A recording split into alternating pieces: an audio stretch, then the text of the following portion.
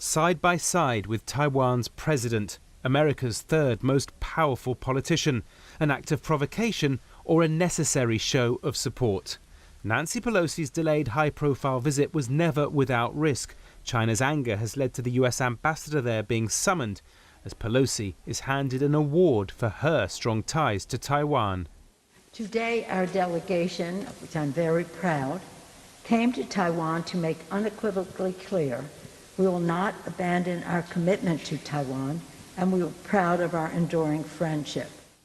President Tsai thanking Speaker Pelosi for her unwavering support. Facing deliberately heightened military threats, Taiwan will not back down. We will firmly uphold our nation's sovereignty and continue to hold the line of defense for democracy. China insists the self-ruled democratic island is in fact part of its territory. But an increasing number of young Taiwanese are learning basic gun skills. Others are going even deeper, fearing China may do as Russia has done in Ukraine. This is my home country. Yeah, this is all I want to protect it. I want to live here with my family, that's all. Analysts say the risk of an imminent military conflict is low, but point to significant military traffic around the Taiwan Strait, creating a risk of accident or miscalculation. Previous crises over Taiwan back in the 90s were really driven by events from Taipei. And now it's really, I think, a result of both sides, the US and China, seeing the other as the aggressor and as the one that is changing the delicate status quo. But despite China's less than subtle messaging in this military video released ahead of the US speaker's visit, the Biden administration wants to avoid this triggering a crisis. We've said that we oppose any unilateral changes to the status quo from either side.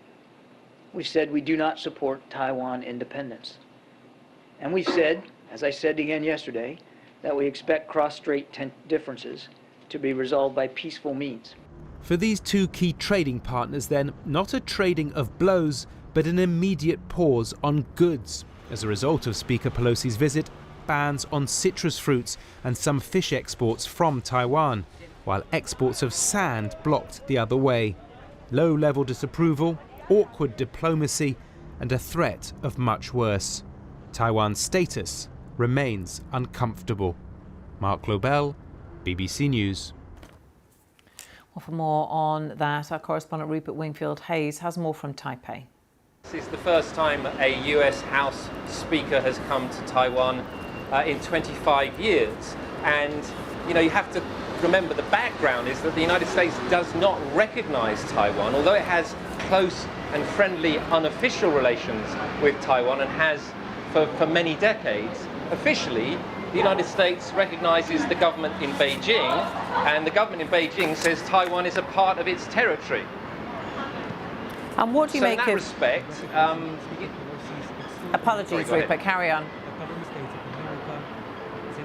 Well, in that respect, Ms. Pelosi coming here is a breach of normal diplomatic relations because she is an elected official. She came here on a US government plane, and in China's eyes, that just shouldn't happen. But of course, for Taiwan, it is a huge diplomatic coup because the government here, and President Tsai Ing-wen, the democratically elected government of Taiwan, can show that it has really close relations, not just unofficial, but that senior officials from America can come here, and they'd really like to see this sort of thing happen more often with more high-level visits because they feel like they deserve that legitimacy because this is a free, open society with a democratically elected government.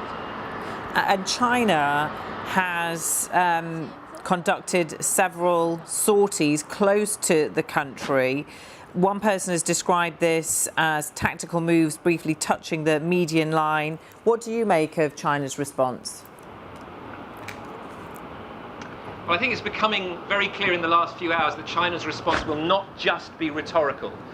China has imposed sanctions on a lot of Taiwan goods and companies, but in addition to that, we now know that China is going to begin large-scale military exercises starting on Thursday in the seas around Taiwan.